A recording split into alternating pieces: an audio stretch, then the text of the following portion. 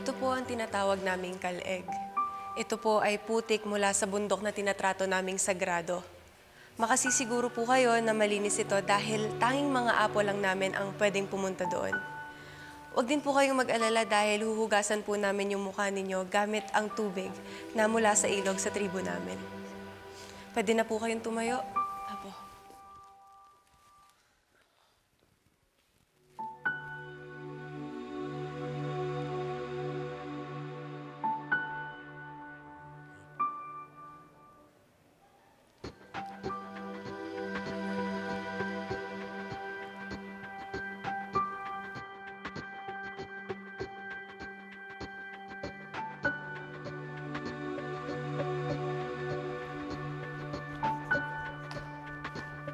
Sorry, I'm late.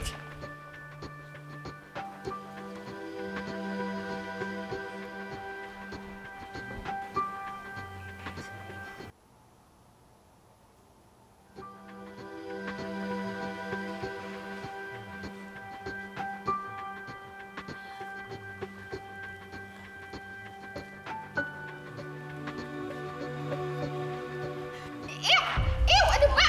Stop it! Zoe! It's so gross! This is so unhygienic! Bakit ba kayo pumayag sa ganito? I don't think that's mud. That's poop! Did bacteria even cross your minds? Zoe, it's just mud. Organic nga to eh. Zoe, kung hindi ka sana late, narinig mo sana yung explanation tungkol dito. Kahit ano pang paliwanag nyo, madumi pa rin yan! Zoe, mahiya ka naman kay Apo Binigan. Eh kung ayaw mo gawin to, eh di wag. Ewan ko sa inyo.